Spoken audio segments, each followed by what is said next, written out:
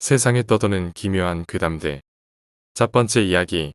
어느 여름날의 귀신에 관한 기묘한 추억. 귀신은 실제로 존재하는 것인가 아닌가 하는 물음은 누구나 한 번은 들어봤음직한 이야기이다. 이제 와서 이러한 진부한 질문을 새삼스럽게 다시 언급하는 것은 별로 내키지 않는 일이지만 어쨌거나 누군가가 그럴지도 모른다라고 생각하는 일들을 당연하게 받아들일 수밖에 없는 그런 운명을 타고난 사람들에게는 그런 질문은 괜스레 마음을 답답하게만 할 뿐이다. 귀신은 정말로 존재하는 것일까? 이 질문을 처음 들었을 때는 내가 중학교 3학년 때였다. 나는 당시에 가장 유행하던 프로그램인 전설의 고향의 지니 여부를 놓고 친구들과 한참 논쟁하고 있었다. 야, 웃기지 마. 귀신이 어딨냐? 달나라의 사람이 가는 시대에 뭔 개소리를. 이렇게 강하게 귀신의 존재를 부정하고 나선 친구는 준호라는 친구이다. 전체적으로 날카로운 인상을 가지고 있고 기에 대해서 잘 모르는 사람이 얼핏 보기에도 참 기운이 세게 생긴 얼굴이다. 준호는 친구들이 귀신 얘기를 할 때마다 언제나 부정적인 입장을 내비쳤다. 그날도 준호가 아마 친구들에게 자신의 주장을 한참 늘어놓고 있을 때였을 것이다. 야, 상식적으로 생각을 해봐라. 귀신이라는 게 진짜로 존재한다는 게 말이 되냐? 눈에 보이지도 않고 들리지도 않고 만질 수도 없는 그런 존재를 믿으라고. 눈에 보이지 않는 건 존재하지 않는 거야. 임마. 그러면 귀신을 봤다는 사람이나 가위눌림이나 그런 건 어떻게 설명할 건데? 그건 일종의 정신착란 같은 거지. 정신병이라고. 가위눌림은 이미 수면장애라고 밝혀졌고 그늘도 어김없이 준호의 말에 다들 인정하고 수그러드는 눈치였다. 귀신은 없다. 존재하지 않는 것이다. 그것이 우리들이 내린 최종적인 결론이었다. 그렇게 생각하고 나자 우리들은 우리가 조금은 어른이 된 것 같아 기분이 우쭐해지곤 했다. TV에서 마구잡이로 방영되던 심령 관련 프로그램을 향해 우리는 중학생답지 않은 시니컬한 비평을 하기도 했다. 그것이 우리의 어처구니 없는 착각이었을 줄은 그것은 아무도 생각지 못했다. 여름의 무더위가 한껏 기승을 부릴 즈음에서야 우리 학교는 방학을 했다. 방학. 얼마나 좋은 어감인가. 마음껏 늦잠을 자도 상관없고 거의 2달 동안은 학교라는 울타리를 벗어나 마음껏 놀 수 있는 그런 휴가.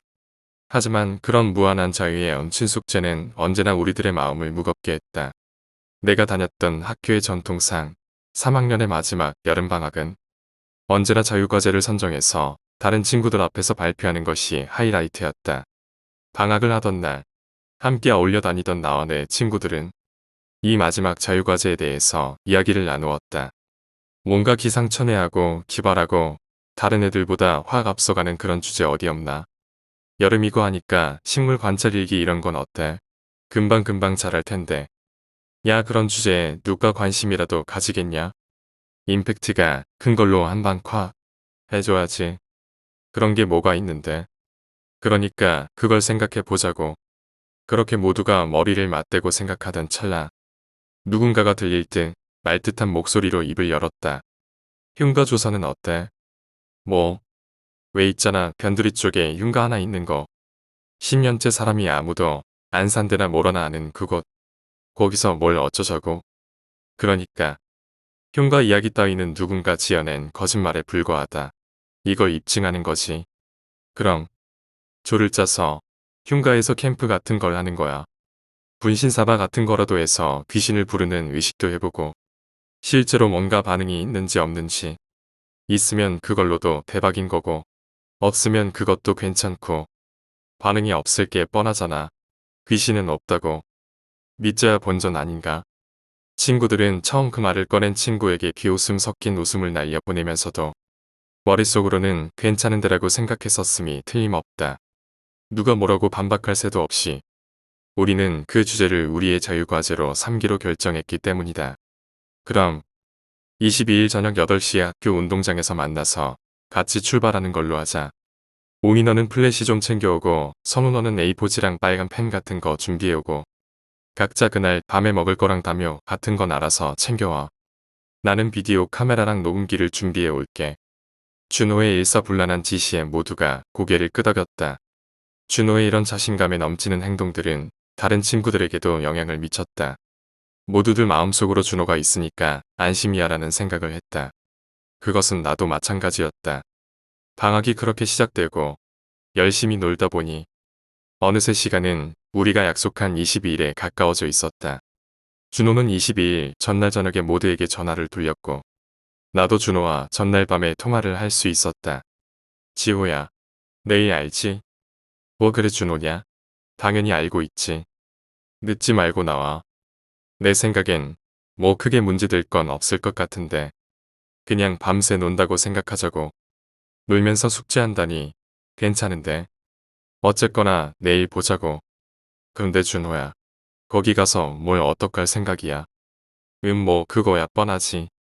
인터넷에 나와 있는 귀신 부르는 방법들을 하나씩 차례로 해보는 거지. 비디오 카메라는 우리를 향하도록 설치해 놓고 사진은 수시로 찍을 거야. 그렇게 해서 뭐가 걸릴까? 너 아직도 그 시답잖은 이야기들을 믿고 있냐? 아마 비디오나 사진에 찍힐 모습들은 우리가 반쯤 졸린 눈초리로 놀고 있는 모습뿐일걸. 그래, 그럼 내일 보자고. 그렇게 얘기는 했지만 실상 두려움이 엄습해 오는 것은 어쩔 수 없는 이치였다. 16살짜리는 남자건 여자건 똑같다. 무서운 것은 무서운 거다. 낮에도 아무도 찾지 않는다는 그 유명한 흉가에 중학생짜리 4~5명이 우르르 몰려가서 할 수 있는 것이라 해봐야 겁에 질려서 소리를 내지른다거나 도중에 도망쳐서 내빼는 일뿐이리라. 물론 준호가 있다면야 얘기는 다르겠지만 모든 친구들이 그렇게 생각하고 있을 것이다. 그건 나도 마찬가지였다. 그렇게 오만 생각을 다 하는 동안 나는 잠이 들었고 순식간에 다음날 아침이 밝아올랐다. 내가 하는 일은 간단했다. 아침을 먹고 오후까지 늘어지게 놀다가 저녁에 준비물들을 챙겨서 학교 운동장으로 찾아가는 일뿐이다. 준비물이라 해봐야 거창한 것도 없다. 약간 얇은 담요 한 벌과 도중에 먹을 간식들. 나머지는 친구들이 준비해 올 것이다. 부모님께는 준호네 집에서 잔다고 말해놓고 나는 여유롭게 집을 빠져나왔다. 벌써 어둑어둑 해가 넘어가고 있었다. 여름이라 그런지 해가 평소보다 조금 긴 편이었지만 해가 지고 나자 어둠은 의외로 급속도로 찾아들었다. 늘 가던 길이라 나는 어두워진 주위 풍경과는 관계없이 쉽사리 학교에 도착할 수 있었다. 학교에는 벌써 웅이와 선호가 나와 있었다. 지호 왔냐? 먹을 것 좀 많이 챙겨왔어. 걱정하지 마라. 소풍 갈 때 싼 가방보다 무겁게 챙겨왔으니. 술은? 어쭈 설마 그걸 안 챙겨왔을까봐. 다 있으니 걱정하지 마셔. 근데 준호는? 지금 올 거야. 아까 출발하기 전에 연락 받았으니. 우리들은 그렇게 서로의 긴장감과 두려움을 덜어내기 위해 시답잖은 농담을 몇 마디 주고받았고 그렇게 얼마의 시간이 흐르고 나서야 준호는 양손에 짐을 가득 든 채로 나타났다. 야야 많이 기다렸지? 준비물이 좀 많아서 말이야. 뭘 그렇게 바리바리 싸왔어? 올 연구의 핵심적인 아이템들이라고. 뭐 자세한 건 가면서 설명해 줄게. 일단 출발하자. 우리는 버스를 잡아타고 시내의 변두리로 향했다. 그 유명한 흉가는 변두리에 위치한 버스 정류장에서 약 30분을 더 걸어 올라가면 나온다고 했다. 위치상으로 보면 거의 인가가 없다고 봐도 무방한 그런 산기슭에 위치한 집이었다. 주인은 허허벌판에 논과 밭들 뿐이었고 여름의 밤바람이 살랑 우리를 스치고 지나가자 약간 오한이 드는 것처럼 바르르 떨려왔다. 하지만 그런 표정이나 행동을 내색하면 친구들 사이에서 놀림감이 되게 뻔했다. 그렇게 스스로를 달래며 계속 걸어가자 우리의 눈앞에 다 쓰러져서 바람만 불어도 넘어갈 것 같은 그런 낡은 나무문이 눈에 들어왔다. 준호는 앞장서서 걷다 우리를 돌아보며 말했다. 도착한 것 같은데. 우선 정면에서 사진 한 방 찍고 들어가자. 야 이거 막상 와보니까 장난 아니다. 왜? 무섭냐? 그래봐야 낡은 집일 뿐이야. 우리는 짐을 한쪽에 잘 모아두고 낡은 문을 배경으로 사진을 찍었다. 그리고 각자의 짐을 들고 집 안으로 발걸음을 옮겼다. 나무문은 살짝 밀었을 뿐인데도 금방이라도 박살날 것처럼 기괴한 소리를 자아냈다. 마치 뭐랄까 귀신이 내지르는 귀곡선 같은 나는 그런 느낌을 받았다.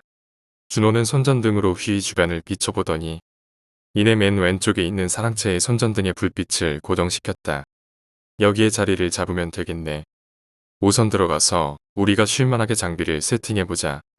준호는 성큼성큼 그 사랑채로 들어가 문을 벌컥 열었고 손전등이 비추고 지나갈 때마다 여기저기 부서지고 박살이 난 가재 도구들이 이리저리 어지럽게 널브러진 모습들이 눈에 띄었다.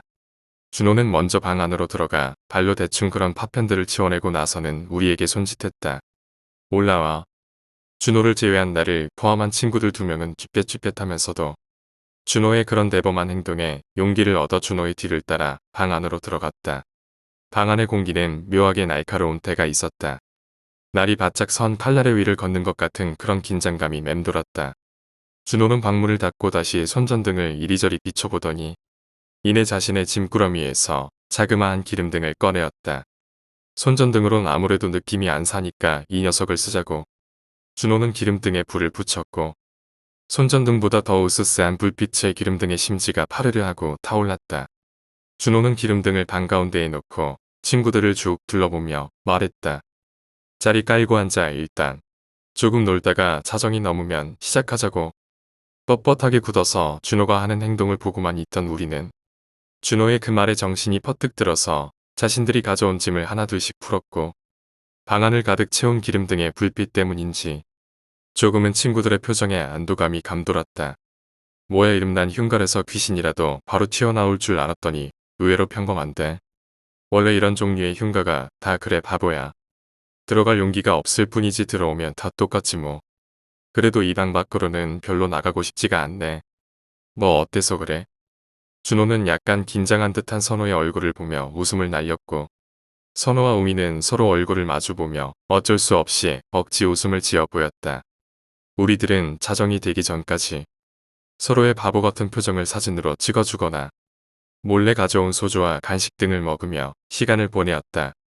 그렇게 놀고 있는 장소가 흉가라는 점을 빼면 어디에서나 볼 수 있는 평범한 중학생들의 파티처럼 보였을 것이다. 한참 그렇게 웃고 떠들던 중 준호가 갑자기 쓱 시계를 한번 보더니 입을 열었다. 이제 슬슬 시작해도 될 것 같은데. 내가 비디오를 설치할 동안 이들은 분신사바 하기 종이에 좀 그려봐. 준호는 그렇게 말하고 자신의 짐더미에서 비디오 카메라와 세움대를 꺼내 조립하기 시작했고 선호와 웅이 그리고 나는 열심히 종이에다 한글의 초성, 중성, 종성, 숫자 그리고 X 표시를 크게 그려 넣었다. 그렇게 투닥거리며 종이에다 내용을 치우고 나자 비디오 카메라 설치를 끝마친 준호가 우리 곁으로 와서 앉았다. 준호는 덕으로 비디오 카메라를 가리키며 말했다. 지금부터 촬영되는 내용은 100% 리얼리티야. 비디오 테이프는 2시간 정도 분량이니까 열심히 데이터를 수집하자고. 그리고 음성 녹음은 별도로 또 할 거야. 자료는 많으면 많을수록 좋으니까. 웅이는 사진을 계속 찍어. 사진도 중요하다고. 웅이는 말없이 고개를 끄덕였다. 준호는 박수를 소리내어 짝 하고 한번 치더니 비디오를 바라보며 입을 열었다.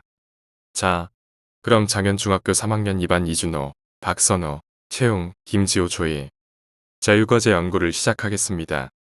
저희 조의 연구 과제는 흉가 탐험입니다. 지금부터 하나씩 귀신을 부르는 의식을 거행할 텐데요.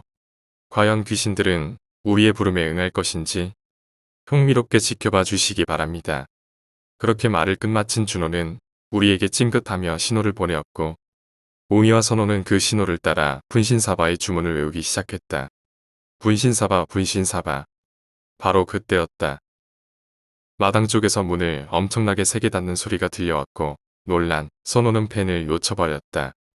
갑작스럽게 벌어진 일에 선호는 물론이고 웅이와 나는 입을 벌린 채 밀려드는 공포감에 몸을 제대로 가누지 못했다. 오직 준호만이 눈을 가늘게 뜨고 문을 응시하고 있었다. 그러다가 준호는 피식하고 웃으며 말했다. 뭐야. 그냥 대문이 열렸다 닫힌 것뿐이야. 바람 때문에. 계속하자. 이거 흥미진진해졌잖아. 선호는 울먹울먹하는 목소리로 뭐라고 중얼거렸지만 별다른 말 없이 다시 펜을 잡고 분신사바의 주문을 외웠다. 그렇게 주문을 외우던 중 웅이가 눈을 동그랗게 뜨고 소리쳤다. 왔어. 준호는 A4지가 놓인 자리에 바싹 다가와 앉았다. 그리고 웅이와 선호를 번갈아가며 쳐다보며 진지하게 물었다. 뭐가 느껴지냐? 펜을 누가 잡고 있는 것 같아. 무서워. 좋아. 뭐가 대체 와 있는 건지 물어보자. 준호는 겁에 질린 선호를 무시한 채 웅이에게 눈짓을 보냈다. 웅이는 떨리는 음성으로 입을 열었다. 혹시 지금 오신 분이 귀신이십니까? 웅이와 선호가 마주잡은 손에 쥐어진 붉은 펜이 서서히 움직이기 시작하더니 이내 오에 가서 빙글빙글 원을 그리기 시작했다. 준호는 픽하고 웃으며 웅이와 선호 두 명에게 말했다. 야, 니들 장난치는 거지? 웅이는 얼굴빛이 새파랗게 변해서 아무 말도 없었고 선호는 울먹울먹거리며 금방이라도 눈물을 쏟아낼 것처럼 바르르 떨고 있었다. 준호는 내 얼굴을 똑바로 쳐다보며 말했다. 야, 이거 믿어지냐? 완전 장난 같은데. 진짜로 뭔가 와 있는 게 아닐까? 다른 질문을 해보자. 준호는 다시 고개를 돌려 웅이에게 말했다. 웅아, 이름이 뭔지 물어봐. 야, 이거 진짜 장난 아니야. 그만했으면 좋겠는데. 귀신은 없어. 이것도 뭔가 이유가 있을 거야. 물어봐 어서. 혹시 지금 오신 분의 이름이 어떻게 되십니까? 붉은 펜은 천천히 움직였다. 김갑수. 김갑수라는 사람인가? 지금 오신 분의 나이는 어떻게 되십니까? 펜은 망설임 없이 다시 움직이기 시작했다. 47. 진짜로 니들이 움직이는 거 아니야? 준호는 의심에 찬 눈초리로 선호와 웅이를 번갈아 쳐다보았고 선호는 눈을 질끈 감은 채 아무 말도 하지 않았고 웅이는 반사적으로 고개를 끄덕거릴 뿐이었다. 준호도 약간은 놀란 눈치였다. 시작하자마자 이런 반응이 올 줄은 꿈에도 생각지 못했다. 그리고 준호의 지시에 의해 우리들은 그 귀신에게 잇따라 질문을 던졌고 펜은 그 질문이 있을 때마다 어김없이 움직여서 우리의 질문에 대답해 주었다. 지금 이 방에 귀신이 몇 명이나 있나요? 8. 그 귀신들이 전부 우리를 좋아하나요? OOX. 좋아한다는 건 무슨 뜻이고 또 좋아하지 않는다는 건 무슨 뜻이지? OX를 번갈아 가면서 왔다 갔다 하는 건 좋아하는 귀신도 있고 그렇지 않은 귀신도 있다는 건가? 모르겠는데 어쨌거나 계속 질문해보자. 지금 오신 귀신분은 우리를 좋아하나요? XXX. 그럼 우리를 해칠 건가요? 오. 그 질문을 했을 때 조금씩 동그라미를 그리던 펜은 갑자기 미쳐버린 것처럼 동그라미를 마구 그려대기 시작했다. 웅이와 선호는 깜짝 놀란 눈으로 자기 멋대로 움직이는 자기들의 손을 바라보고만 있었다. 준호도 어떻게 대처해야 할지 몰라서 멍하니 보고만 있는데 두 사람의 손이 갑자기 멈추었다. 그리고 빨간 펜의 끝에서 빨간 잉크가 푸식푸식하고 새어나오기 시작했다. 그리고 그 잉크는 곧 A4 용지를 새빨갛게 물들였다. 마치 피와 같이 선호와 웅이는 놀라서 펜에서 손을 떼었고 우리 네 사람은 너무나도 순식간에 벌어진 일에 입을 다물지 못하고 멍하니 잉크가 터져버린 펜을 하염없이 바라만 보고 있었다. 제일 먼저 정신을 차리고 입을 연 것은 준호였다. 이거 진짜 소름 돋는데. 진짜냐? 이거 진짜야? 준호야, 아무래도 우리가 잘못 온 것 같아. 그냥 돌아가는 게 어떨까? 뭐? 야, 이게 진짜라고 생각해봐. 말은 안 되지만 진짜라면 이거 완전 대박이라고. 아, 난 더 이상 못해. 제일 먼저 울음을 터뜨린 것은 선호였다. 아까부터 콕 참고 있던 것이 이제야 터져나오는 듯했다. 선호가 울음을 터뜨리자 준호는 당황했고 웅이도 얼굴빛이 창백해졌다. 새파래졌다 하며 정상이 아니었다. 나도 정신이 없을 지경이었다. 준호는 우리들의 상태가 안 좋은 것을 보더니 한숨을 푹 하고 내쉬었다. 조원들의 생각이 그렇다면 어쩔 수 없지. 일단 오늘은 여기서 철수하고 좋은 날에 다시 와볼까? 그래, 그러는 게 좋겠다. 준호는 고개를 끄덕이더니 비디오 카메라를 다시 접어서 짐 구러미에 정리하기 시작했다. 웅이와 선호 그리고 나는 담요를 둘둘 말아서 가방에 거의 쑤셔 넣다시피 했고 이내 짐을 다 정리한 우리들은 다시 손전등을 켜고 기름등에 불을 훅 하고 꺼뜨렸다. 무서운 어둠이 다시 방 안에 깃들었다. 우리들은 누가 먼저라고 할 것도 없이 방을 뛰쳐나왔다. 그리고 괴성을 지르며 뛰어가는 선호를 필두로 해서 우리들은 포장도 안 된 길을 마구 내달렸다. 하고등 뒤에서 문을 세차게 닫는 소리가 다시 들리는 것 같았다. 그날 이후로 우리는 서로에게 아무 말도 하지 않았다. 양고과제에 대해서 먼저 말을 꺼낸 사람도 없었고 구태여 그날의 기억을 떠올리려고 하는 아무런 시도도 하지 않았다.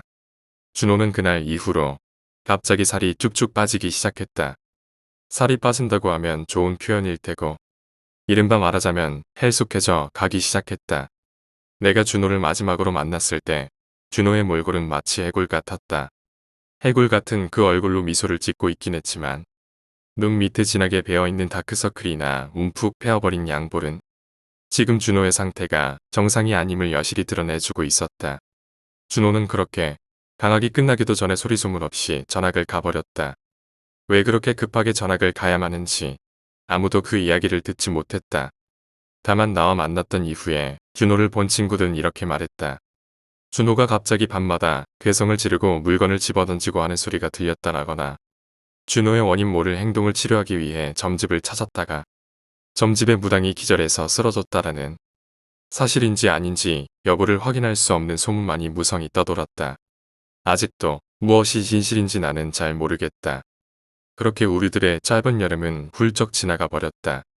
항상 어울려 다니던 4명에서 준호가 덜컥 빠져버리자 우리들은 서로 중심축을 잡지 못하고 흔들렸다.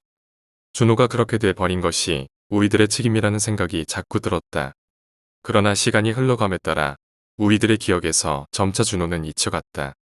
중학교 생활이 거의 다 끝날 무렵이 돼서는 준호는 우리들의 기억 속에 예전에 알고 지내던 친구 수준으로 떨어졌다. 선호도, 웅이도 나도 그날의 그 기억들을 떠올릴 때마다 몸서리쳤지만 준호에 대한 이야기는 그렇게 쉽게 꺼내지 않았다.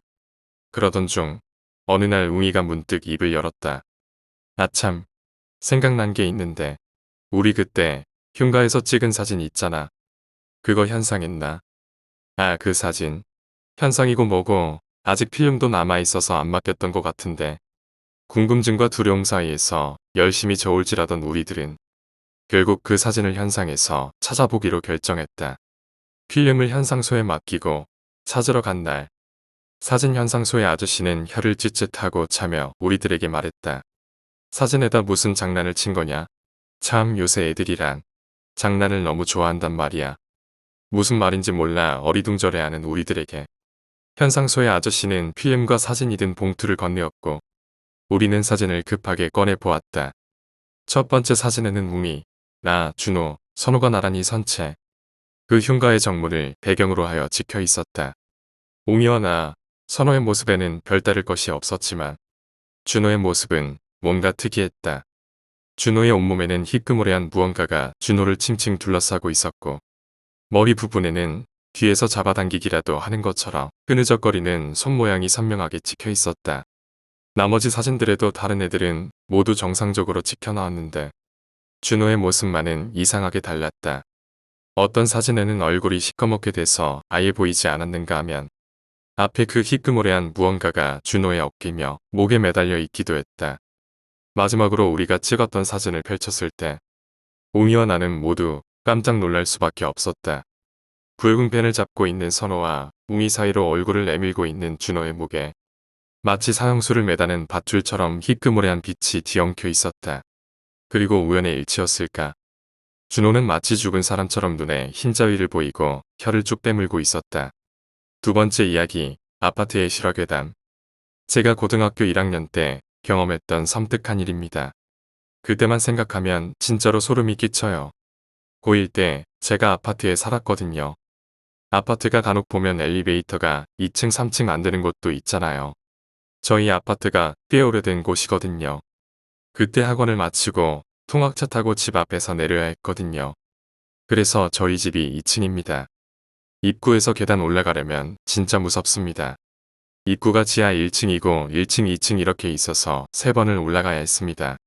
그때 시간이 정확히 11시 20분에서 25분쯤 됐을 겁니다. 1층에서 2층 올라가려고 하는데 아파트에서 전혀 못 본 머리가 보통 길이이고 완전 올백한 거 있잖아요. 완전 올백해서 뒤로 묶은 머리요. 얼굴은 장난 아니고 진짜 창백했습니다. 무표정이더라고요. 나이는 한 20초반 중반쯤 돼 보였습니다. 딱 보고 진짜 귀신 보면 엄청 무섭고 발발 떨고 그럴 것 같잖아요. 근데 막상 딱 보면 진짜 아무 생각 안 납니다. 머리가 멍해져요. 진짜로 멍해져서 그 자리에 5초 동안 가만히 있습니다. 귀신 보신 분들도 다 아실 거예요. 귀신을 진짜로 보면 소리 같은 거 안 질러집니다. 머리가 멍해지고 아무 생각 안 나요. 근데 그 여자는 그냥 내려가더라고요. 아무 일 아닌가 하고 올라가는데 구두 소리가 똑깍똑깍 들리는 거예요. 뭐지? 그거 있잖아요. 자기가 걸을 때 자기 발소리랑 같이 나는 소리요. 구두 소리로 제가 멈추면 같이 멈춰지고 이상해서 아래를 봤죠. 아무도 없는 거예요. 아, 뭔가 무서워서 빨리 걸었죠. 그런 집 아시죠? 복도가 엄청 긴 바깥도 다 보이고 그런 복도였는데 계속 구두 소리가 들리는 거예요. 조금씩 빨리 걸었죠. 소리가 멈추더라고요. 무슨 소리인지 보려고 계단 밑을 다시 봤습니다. 근데 진짜 장난이 아니고 지금 이글 쓰는데도 소름이 끼칩니다. 계단에 손잡이 같은 거 있죠? 기다랗게 옛날에 그 손잡이 타고서 미끄럼틀 많이 탔는데 그 손잡이를 한 손으로 지탱하고 몸은 완전 떨어질 것 같은 사람처럼 매달린 상태로 빠르게 올라오더라고요. 진짜 완전 지금도 소름 장난이 아닙니다. 2년이 지난 일인데도 아직도 생생해요. 저는 무서워서 엄청 뛰었죠. 복도가 진짜 엄청 길어요. 저희 집이 그 끝에 있어요. 뒤 보니까 진짜 장난 안 치고 옆에 벽에다가 구두를 손에 들고 딱딱 치면서 빠른 발걸음으로 쫓아오는 거예요. 와, 진짜 죽을 힘을 다해서 뛰었는데 왠지 잡힐 것 같았어요. 근데 칸막이마다 문이 있거든요. 저희 집 바로 앞에 문을 닫고 문 잠그는 게 오래돼서 그런지 잡는 게 안 잠기더라고요. 진짜 문을 죽을 힘을 다해 밀었어요. 근데 그 바깥에서 엄청 세게 밀 줄 알았더니 그냥 구두. 무슨 뾰족한 걸로 그냥 딱 계속 열어달라는 것 같았어요. 진짜 무서워서 집에 계신 엄마한테 전화했어요. 엄마, 나 문 바로 앞인데 빨리 좀 열어줘. 엄마께서 자다 깨셨는지. 뭔 소리야, 너 키 있잖아. 키로 열고 들어와. 아, 진짜 엄마 장난 아니야. 제발 문 열어줘. 키 열고 들어와. 김치볶음밥 해놨어. 엄마 다시 잔다. 와, 진짜 도와주는 사람 아예 없더라고요. 근데 전화하는 사이 그 소리가 멈췄어요. 뭔가 불안하지만 저도 문을 놓고 뛰어갔고 저희 집 앞에 서서 키로 문을 열라고 하는데 갑자기 막았던 문 쪽에서 똑똑 소리가 들리면서 가까이 오는 것 같더라고요. 진짜 무서워서 눈 감고 그 자리에 쭈그리고 앉아서 속으로 여행을 떠나요 노래 불렀어요. 왠지 진정돼서 아무 소리 안 들리는 것 같더라고요. 그래서 눈 뜨고 주위 보니까 아무것도 없더라고요. 근데 똑똑똑 소리가 갑자기 아래층 같은 데서 들리더라고요. 그래서 아래층을 봤어요. 계속 봤어요. 근데 실제로 보면 진짜로 무섭습니다. 살 떨려요. 구두를 한 손에 쥐고 비틀비틀 거리면서 아래층 현관문 같은 걸 똑똑 치면서 돌아다니는 거예요. 와, 진짜로 무섭더라고요. 집에 들어가서 엄마한테 왜 문 안 열어줬냐고 진짜 성질 부렸거든요. 근데 뭐 전화는 무슨 전화 이러면서 계속 주무셨다고 하시더라고요. 그래서 진짜 얘기를 해드렸더니 이런 말씀을 하시더라고요. 아, 진짜야? 진짜로 본 거야? 아, 엄마 친구도 봤다고 하던데. 근데 그게 그냥 귀신이 아닌 것 같아. 우리 아파트에서 자살을 엄청 했거든. 몇 달 전에도 어떤 아가씨가 13층에서 떨어져 죽었더라. 엄마 친구 집이 바로 옆집이거든. 친구가 듣기로는 남자친구가 바람이 났었나 봐. 아가씨가 그 남자친구한테 신고 있던 구두 끝으로 머리를 두세 대 찍었나 봐. 남자는 열받지 그래서 그 구두 뺏어갖고 여자 머리를 가격했나 봐. 여자는 일단 살고 봐야겠는지 현관문을 열고 복도로 도망치는 거야. 남자는 여자가 그래도 걱정됐던지 따라 나가서 붙잡았던 거야. 근데 여자가 진짜 정신 나간 사람처럼 소리 지르면서 뛰어내렸대더라. 뉴스도 나오고 장난 아니었어. 우리 집값만 떨어졌지. 아이씨, 소름 끼치네. 근데 진짜 봤어? 와, 진짜 엄마하고 아빠한테 울고불고 이사 가자고 엄청 매달렸죠. 엄마는 어차피 이사 갈 거라고 했답니다. 근데 집값이 이쪽이 싼 터라 우리 동이 2동이었고 저희는 4동으로 이사를 갔습니다. 제가 지금 고3입니다. 근데 정확히 3달 전에 40대 남자가 13층에서 떨어져 죽었습니다. 뉴스 보도로는 빚더미가 너무 많아서 죽었다고는 나오던데 과연 빚더미 때문에 죽은 걸까요? 그때 생각해보면 진짜로 무섭습니다. 지금도 그 아파트 동 지나가면 지금도 소름 끼칩니다. 여러분도 아파트 사시는 분들 밤늦게 들어가지 마세요. 세 번째 이야기, 학교의 화장실. 저희 어머니께서 국민학교 때 겪으신 일입니다. 어머니께서 강원도에서 태어나셨는데 지금이야 강원도도 많이 발전했지만 어머니께서 어렸을 때는 학교가 산기슭에 많이 있었다고 합니다. 그래서 지금처럼 수세식이 아닌 재래식 화장실이었다고 합니다. 추운 겨울 어느 날, 춥기는 왜 그리 추웠는지 화장실도 너무 추워서 학생들이 화장실도 웬만해서 참고 참다가 갔다고 합니다. 어머니께서도 그날 오전에는 잘 참으셨는데 마지막 교시에 도저히 참을 수 없어서 화장실에 가셨다고 합니다. 겨울인지 이미 해는 뉘엿뉘엿 넘어가서 어둑해졌고 재래식 화장실은 학교 건물에서 따로 떨어져 뒤편에 있어서 가는 길이 멀었고 학교 수업이 끝날 때가 가까운 시간이었지만 그날따라 운동장과 화장실에 아무도 없어 분위기가 으스스했답니다. 재래식 화장실에 가보신 분들은 아시겠지만 재래식 화장실은 출입문 없이 복도식으로 길이 나 있고 양옆으로 화장실 문들이 다닥다닥 연결되어 있었답니다. 어머니께서 가장 끝에 있는 화장실에 들어가 볼 일을 보셨답니다. 뚜벅, 뚜벅. 그런데 멀리서 화장실로 다가오는 발소리가 들렸답니다. 발소리의 주인공은 화장실에 처음에서 똑똑 노크를 하곤 들었답니다. 어머니께서는 나처럼 수업 중에 오다니 급한 사람이었구나라고 생각했는데 몇 초 후 칼 가는 소리가 들리기 시작했습니다. 그리고 그 칼 가는 소리가 멈추더니 다시 문을 여닫는 소리가 나고 다시 칼 가는 소리가 났다고 합니다.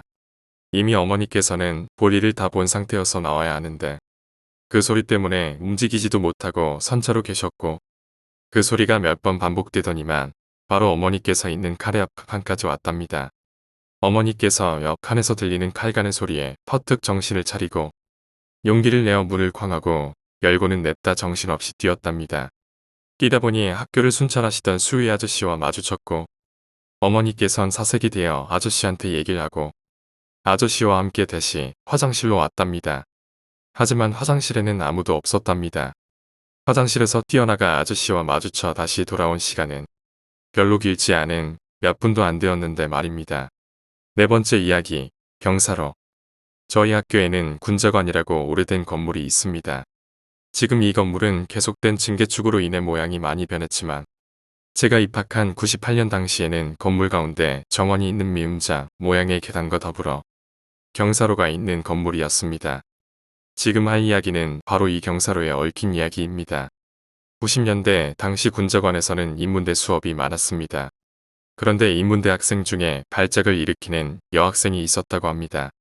그 여학생은 발작하면 소리를 지르며 복도를 뛰어다녔는데 워낙 자주 발작을 일으키는 데다가 놔둬도 일정한 시간이 지나면 저절로 정상으로 돌아오기에 대다수의 학생들은 그 여학생이 소리를 지르고 뛰어다녀도 무관심하게 저 미친놈, 또 지랄이야 정도의 반응을 보였다고 합니다. 시험을 앞둔 어느 날 밤에 몇몇 학생들이 군자관에서 공부하고 있는데 그 여학생이 발작을 일으켜 소리 지르며 뛰어다니는 소리가 들렸다고 합니다. 공부하던 학생들은 짜증이 났지만 그냥 공부를 했고 어느 순간 갑자기 조용해지기에 별 생각 없이 공부를 계속했다고 합니다. 그런데 그날 새벽 순찰을 돌던 수위 아저씨는 군자관 2층과 3층 사이의 경사로에 피를 흘리며 쓰러져 있는 그 여학생을 발견했다고 합니다. 발견 당시에 이미 죽어 있었지만 몸은 따뜻한 상태였다고 합니다. 조사에 따르면 그 여학생이 3층 복도에서 발작을 일으켜 뛰어다니던 중에 경사로 근처에서 1층 시멘트 바닥으로 떨어져 중상을 입고 피를 흘리며 경사로를 기어 올라가던 중에 2층과 3층 사이에서 사망했다는 것입니다. 그리고 그 학생이 죽음이 잊힌 1년 후에 어느 날에 밤늦게까지 군자관 1층에서 작업하던 어떤 여학생이 화장실을 가던 중에 어둡고 후미진 경사로를 기어 올라가는 여자를 보고 비명과 함께 기절한 사건이 발생했다고 합니다. 그 여학생은 자신의 비명을 듣고 달려온 사람들에게 긴 머리를 하고 경사로를 아주 느리게 기어 올라가는 사람 형태의 무엇을 봤다고 말했답니다. 그 후 밤에는 아무도 혼자 그 경사로에는 다가가지 않았다고 합니다.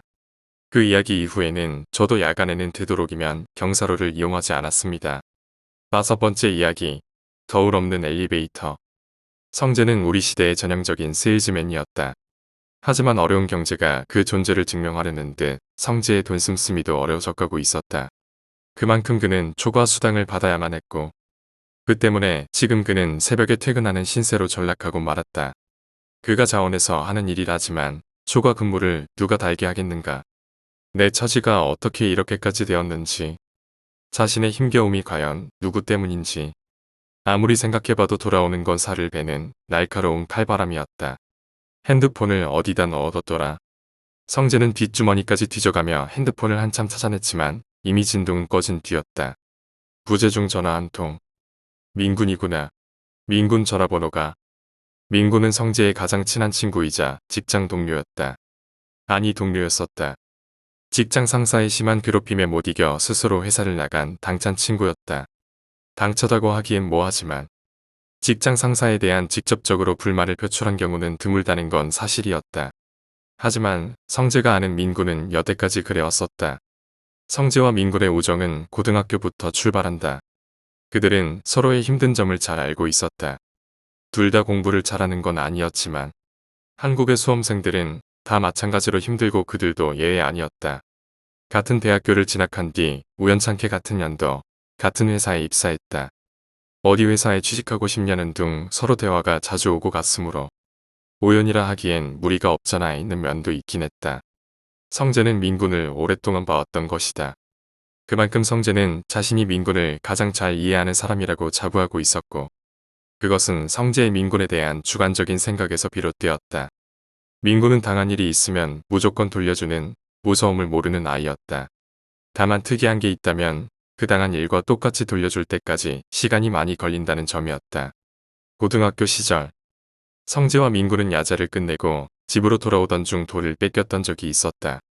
돈을 빼앗았다 소위 날라리들은 성재와 민군이 아는 같은 학교 학생이었다. 돈을 빼앗기고 집으로 터덜터덜 걸어오던 성재는 그 날라리를 모른 채 했지만 고개를 돌려 민군의 표정을 보니 무언가 크게 결심한 듯했다. 서서히 성재가 그날의 일을 잊어가고 있던 찰나. 3-4달 뒤 민군은 학교에서 돈을 빼앗았던 그 친구를 정말 죽지 않을 정도로 팼다. 빼앗다는 표현이 부족할 정도였다. 그 날라리가 혼자 낸 시간을 노려 아무도 보지 않는 곳에서 누가 봐도 이건 돈을 빼앗았던 친구에게 안갚음을 하기 위해 치밀한 계획을 세웠다고 볼 수밖에 없었다. 그때 성재는 깨달았다. 민군은 특이한 친구라고. 나쁘게 말하면 눈치 없지만 나쁜 점은 아니었다. 또 그의 복수는 잔혹하고 냉정하다고. 옛 기억을 한참 떠올린 성재는 피식 웃음을 지었다. 민군을 생각하면 살이 떨릴 정도의 잔인한 기억도 갖고 있지만 직장에서 문제가 생기기 전까진 활발하고 웃음 많은 친구였다. 퇴사한 뒤 민군은 자영업을 시작했다고 하는데 성재가 직장 생활을 바쁘게 하는 통에 서로 볼 기회가 사실상 없었다. 전화도 오랜만이었는데 성재가 미안한 마음이 들어 얼른 핸드폰을 꺼내 단축번호 3번을 눌렀다. 1번은 고향 집, 2번은 성재의 집인 만큼 민군은 성재와 매우 가까운 존재였다.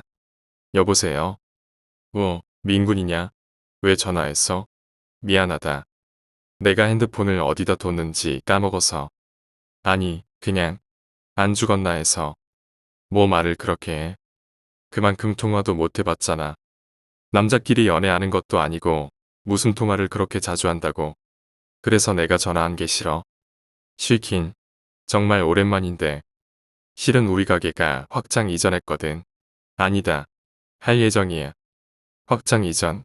돈 좀 벌었나 봐. 지금 경기도 안 좋은데 자영업으로 돈을 벌어봤자 얼마나 벌었다고. 그냥 가게가 좁아서 옮기는 것 뿐이야. 어디로 옮겼는데? 너희 집 부근이야. 전화국 맞은편 8층짜리 독서실 건물로. 전화국 쪽에 독서실이 있었나? 그건 나도 모르고 하여간 내일 모레 개업하니까 얼굴도 볼 겸 찾아오라고. 당연히 가지. 임마. 오늘 술이나. 성재가 술 얘기를 꺼냈을 때 그가 회사에서 나왔던 시간이 새벽 1시임에 생각이 미쳤다. 그는 그의 손목시계를 보았다. 이미 새벽 3시 반. 문을 열 가게도 변변치 않을 뿐더러 민군에게 지금 나오라고 하는 건 무리일 것 같았다는 생각이 들었다. 아니다. 그럼 내일 보자. 내일 모레. 지금 새벽 3시니까 집에 들어나 가세요. 알았어. 응. 그래. 끊는다. 그래. 통화를 마친 핸드폰을 주머니에 쑤셔 넣으며 성재는 오른쪽 골목으로 들어갔다. 가던 중에 생각해보니 성재가 사는 데에서 그리 멀지 않은 곳에 민군의 집이 있었다. 찾아가 볼 걸 하는 생각은 했지만 정작 시간이 남아주질 않았다. 그런 핑계를 스스로에게 대며 집으로 걸음을 재촉했다. 성재는 집에 도착해 바로 쓰러지듯 침대에 누우며 주머니 속 핸드폰의 전원을 꺼서 옆에 쌓여있는 이불에 대충 던져버렸다. 그의 핸드폰은 죽음의 카운트를 잠깐 멈출 수밖에 없었다. 그리고 그는 아무것도 모른 채 깊고 깊은 단잠에 빠졌다. 오늘 어디 가야 했던 것 같은데. 회사를 빠져나오며 성재는 기억을 되짚어 보았다. 일찍 퇴근하는 오늘. 분명 무언가 약속을 잡아놨지만 까맣게 잊어버리고는 기억이 나질 않았다. 성재는 머릿속으로 자책하며 손버릇처럼 핸드폰으로 최근 통화 목록을 뒤적거렸다. 부재중 전화 한 통. 민군 발신 전화 한 통. 아, 맞다. 그 녀석 가게 옮긴 대치. 몇 번 버튼을 누르던 그는 푸른색 통화 버튼을 눌렀다. 네, 변호사 강견석입니다. 그래, 견석아 난데. 견석이는 성재의 초등학교 시절 단짝 친구였다. 하지만 중학교를 다르게 가면서 서서히 멀어져 갔다. 하지만 견석이의 사법고시 합격 소식이 다시 성재에게 하여금 둘의 사이를 가까이 하게 했다. 왜?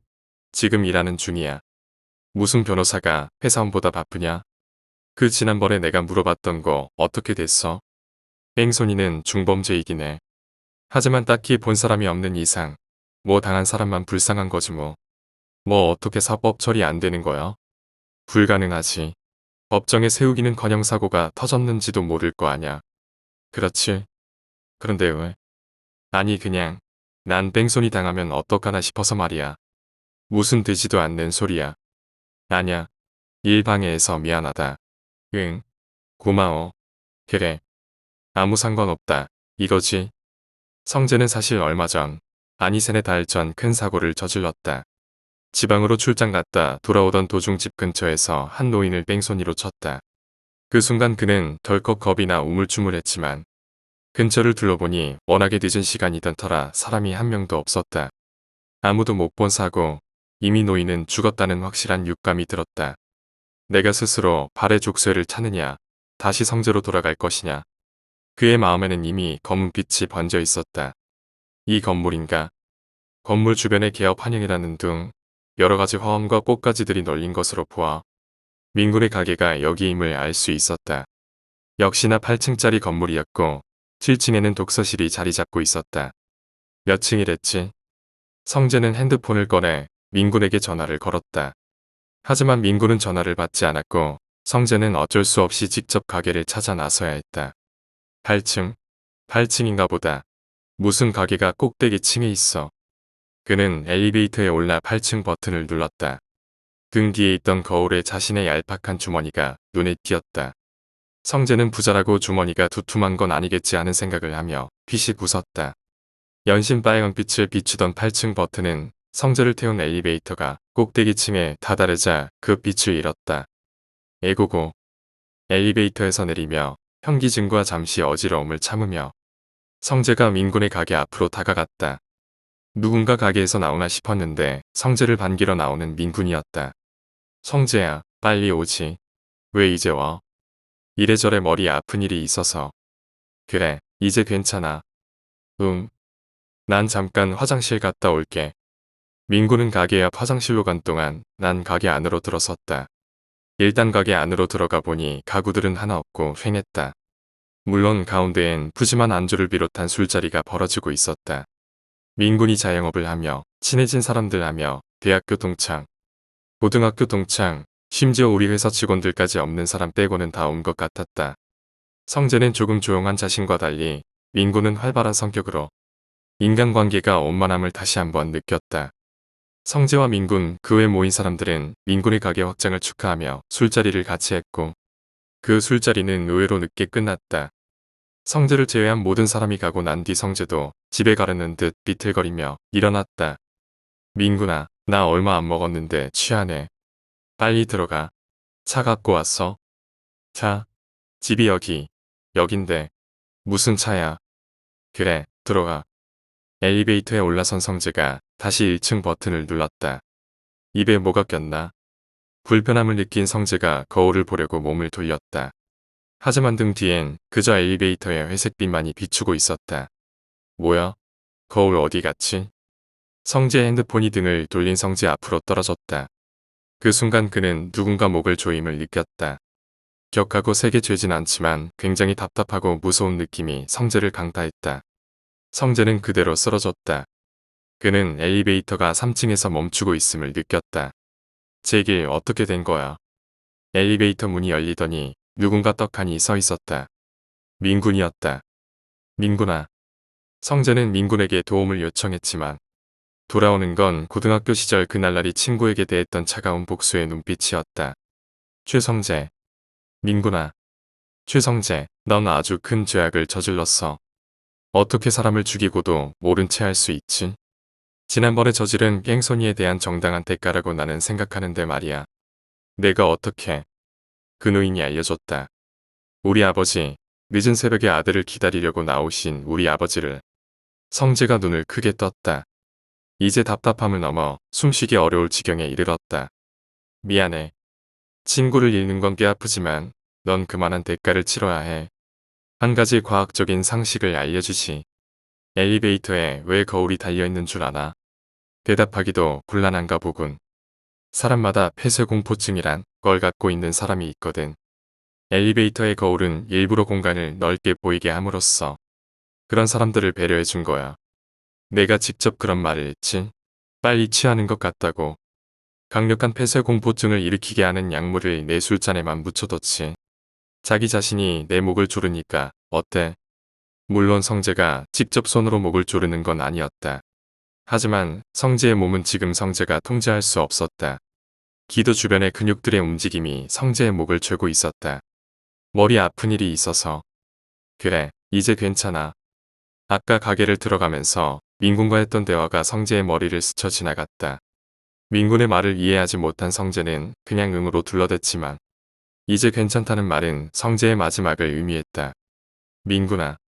숨쉬기도 어려운 성재가 아주 힘겹게 민군을 불렀다. 미안해. 정말로 미안해. 민군의 발목으로 향하던 성재의 손이 바닥으로 축 늘어졌다. 쳇. 이건 정당한 일이야. 우리 아버지에 대한. 민군이 말끝을 흐렸다. 어느새 민군의 눈엔 눈물이 한가득 고여 있었다. 바닥에 차갑게 누워있는 성재에게 민군이 눈물 한 방울을 보탰다.